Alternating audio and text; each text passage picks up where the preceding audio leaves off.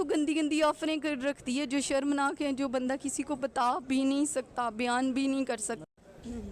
अस्सलाम वालेकुम, लुकमान बलोच आप खिदमत में हाजिर है और आप देख रहे हैं टुडे वॉइस। इस वक्त हम मौजूद हैं फैमिली कोर्ट लाहौर में। हमारे साथ एक खातून मौजूद हैं जिनकी बहुत ही दुखी दास्तान है। आए उन्हीं की ज़बानी सुनते हैं। अस्सलाम वालेकुम। जी वालेकुम अस्सलाम। क्या नाम है आपका? जी मेरा नाम समीना रशीद है। समीना, आप यहाँ फैमिली कोर्ट में क्या कर रही हैं? जी मैं इंसाफ के लिए आई हूँ, मैं अपना हक लेने के लिए आई हूँ, इंसाफ लेने के लिए आई हूँ, जो मुझे नहीं लगता मुझे मिलेगा। हुआ क्या, आप थोड़ी डिटेल में बताएं। डिटेल ये है कि आदिल नामी इंसान ने मेरी ज़िंदगी बर्बाद करके रख दी है।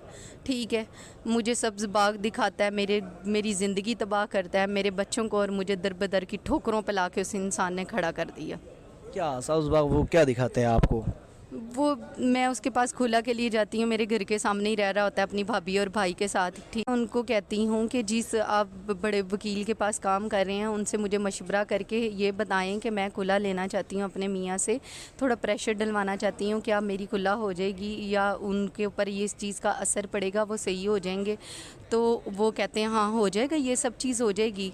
ठीक है, और वो ये खुला करवाते हैं। जब मैं खुला, एक टाइम आता है कि मैं कहती हूँ कि मुझे नहीं खुला चाहिए। तो आपको लगता है कि जो आपके फर्स्ट हस्बैंड हैं उनका रवैया कुछ आपसे बेहतर हो गया? जी मुझे लगता है कि अब थोड़ा सही हो गया माहौल, तो मैं कहती हूँ कि मुझे खुला नहीं चाहिए। तो कहते हैं नहीं नहीं अब आप खुला लें, क्योंकि अब जो है ना मैं आपसे मोहब्बत करने लग गया हूँ, मैंने आपको देखा है आप बहुत अच्छी हैं, तो मैं आपसे मोहब्बत करने लग गया हूँ, अब आप खुला लें और मैं आपसे शादी और निकाह करना चाहता हूँ, मैं आपको इस माशरे में इज़्ज़त देना चाहता हूँ, मैं आपके बच्चों को अपनाना चाहता हूँ। ठीक है, तो आप मेरे से निकाह करें। मैं कहती हूँ ऐसा नहीं होगा आदिल, आप मुझे इस माशरे में कबूल नहीं करवा पाएंगे, क्योंकि मैं एक मैरिड हूँ, 2 बच्चों की माँ हूँ, तो मुझे नहीं लगता मुझे ये माशरा कबूल करेगा और आप कबूल करवा पाएंगे। तो कहता है नहीं ऐसी कोई बात नहीं है, अभी तो मैं काम सीख रहा हूँ और एक टाइम आएगा कि मैं एक अच्छे मुकाम पे होऊंगा, मैं आपके बच्चों का सहारा और आपका सहारा बनूंगा। शादी करना कोई गुनाह नहीं है, गुनाह तो वो है जो गलत काम करना है। मैं कोई गलत काम तो नहीं करने जा रही। मैं अपने पेरेंट्स को मनाती हूँ, अपने माँ बाप से बात करती हूँ कि पहली शादी आप लोगों की वजह से होगी, अब सेकंड शादी में आप लोग मेरा साथ दें, मैं खुला ले चुकी हुई हूँ, मेरी शादी करवाएं आप लोग, मैं चाहती हूँ आप लोग इस चीज़ में इन्वॉल्व हो। अम्मी अब्बू मानते हैं, जब अब्बू देखते हैं और जब मेरी शादी होती है और मैं उस शादी का भी खर्चा सारा मैं करती हूँ, शादी का भी सारा खर्चा मैं उठाती हूँ, घरों के रेंट, बिलिंग, घरों के खर्चे, पॉलर, हर चीज़ की जो है ना वो सारी चीज़ें मैं कर रही होती हूँ, कोई नहीं उठा रहा होता, ये सारी चीज़ें मैं ही कर रही होती हूँ। और जी शादी हो जाती है, शादी होती है, मेरे बाबा देखते हैं जब शादी वाले दिन आदिल को अम्मी से तो पहले ही आदिल रिश्ता मांग चुका होता है, आदिल अम्मी से पहले मिलता है, अम्मी वगैरह हाँ कर देते हैं कि अच्छा लड़का है, पढ़ा लिखा है, ज़िम्मेदार है, बच्चों को कबूल कर चुका है, बच्चों के सर पे हाथ रख चुका हुआ है, हमारी बेटी के साथ कभी ये जुल्म नहीं करेगा।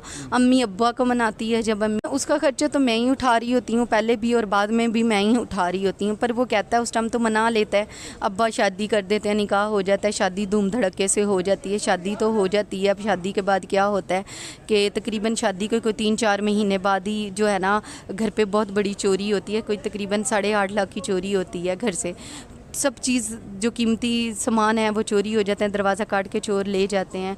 अब आदिल साहब घर चोरी के बाद 15 दिन बाद ही फ़रार हो जाते हैं, पता नहीं चलता किधर चले गए हैं। आदिल साहब को फ़रार होने से ढूंढा जाता है, पता किया जाता है तो पता चलता है आदिल साहब अपने घर जाके बैठ गए हैं। तलाश करती हूँ, उसके भाभी भाइयों के पास जाती हूँ, वो धक्के दे के निकाल देते हैं कि बीबी तुम कौन हो, हम तुम्हें कबूल ही नहीं करना चाहते हैं, तुम 2 बच्चों की माँ हो, तुम्हें शर्म नहीं आती? तो उसको शर्म नहीं आती जिसने मेरी ज़िंदगी तबाह की, जो मेरी ज़िंदगी का ये जुर्मदार बना, जिसने, उसको नहीं पता ये 2 बच्चों की माँ मैं क्या करने जा रहा हूँ। वो कमाती है, चलो अपना कमा के अपने बच्चे पाल लेगी, क्यों मेरी ज़िंदगी में है, क्यों इस माशरे में मुझे कबूल किया, क्यों इस तरह मुझे दर बदर की ठोकरों पे छोड़ दिया, क्यों? मैं जवान हूँ, मेरे बच्चे अभी छोटे हैं, मैं किधर जाऊँ, कहाँ? तो मैं इंसाफ के लिए अगर कोर्ट कचहरियों के धक्के नहीं खाऊंगी तो कहाँ खाऊंगी? अच्छा, जब आप आदिल के घर गई तो वहाँ पे क्या हुआ आपके साथ? आदिल के जब मैं घर जाती हूँ, आदिल के घर जब जाती हूँ तो उनके पेरेंट्स को मैं बताती हूँ कि ये मेरे मियाँ, इन्होंने मुझसे शादी की है, यहाँ के बैठ गए हैं।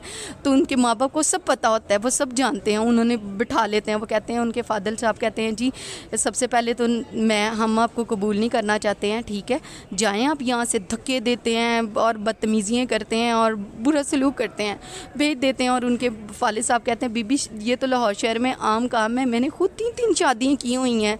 अगर और उनके भाई मुझे धमकियाँ लगाते हैं, गंदी गंदी गालियाँ देते हैं, गलीज, जो मेरे पास रिकॉर्डिंग। पुलिस आपका बिल्कुल साथ नहीं देती?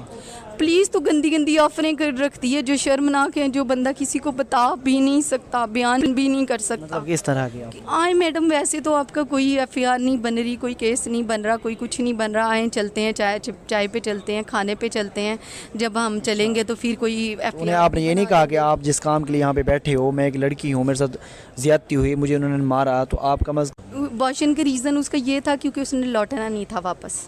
नहीं, आपको उसने क्या कहा? उसने मुझे ये कहा कि नहीं अभी ना घर वाले ना अभी आपको कबूल नहीं कर रहे, तो बेबी को कहाँ से करेंगे, अभी तुम मुझे वक्त दे दो, हम फिर नेक्स्ट बेबी कर लेंगे। जब मेरी शादी होगी तो मुझे मेडिसिन खिला रहा था कि प्रेगनेंसी मुझे ना ठहरे, तब भी मुझे मेडिसिन खिला रहा था। फिर मैंने खानी बंद कर दी तो मैं प्रेग्नेंट हो गई। तो मैंने कहा आदिल मैं प्रेग्नेंट हूँ, आप घर आएँ, मैं 2 मंथ प्रेगनेंसी है, बल्कि 2.5 मंथ होने जा रहे हैं, मैं इस तरह किस तरह सर्वाइव करूं, और कर्ज़े मेरे सर पे चढ़ चुके हैं। आप घर आएंगे तो मैं अपने बिज़नेस पे ध्यान दूंगी जो कि कर्ज़ों के नीचे आ गया है, 3-4 महीने का उसका रेंट चढ़ गया है, हर चीज़ मेरे कर्ज़ों के नीचे आती जा रही हूँ। अगर आप आएंगे तो मैं उस पर तवज्जो दूंगी तो मैं ये सारे कर्ज़े उतार सकूँगी। तो फिर आता है मुझे, और अपने जिस दोस्त की बीवी से मेडिसिन लेके खिलाता था, एबॉर्शन करवाता है। अब उसे अपनाना चाह रही हैं तो वो खर्चा तो नहीं उठा सकता आपका, तो आप क्यों अपनाना चाह रही हैं? तो कोई बात नहीं, एक वक्त आएगा वो कमाने लग जाएगा, करने लग जाएगा, पर मियाँ का नाम तो होता है, जिम्मेदार होता है, सरबराह मतलब ये है कि कम से कम ये है कि आपको माशरा बुरी नज़र से ना देखे कि हाँ कि सर पे कोई है। जी, मेरे सर पे कोई है, मुझे जो माशरा अब खा रहे हैं भेड़ी भूखे भेड़ियों की तरह, वो उन नज़रों से तो मैं बच जाऊँ, क्योंकि मेरे बच्चे छोटे हैं, क्या वो खड़े होकर माँ को बचा पाएंगे? वो तो खुद छोटे, मेरे छोटे छोटे बच्चे हैं। अगर मुझे इंसाफ ना मिला और अगर मुझे नहीं दिया जाता तो मैं फिर अपने बच्चों के साथ और अब खुद मर जाऊंगी। और खुदकशी ऐसे ना करें आप, खुदकशी हराम है, आप ऐसे बिल्कुल भी ना करें। इंशाल्लाह इंसाफ मिलेगा आपको।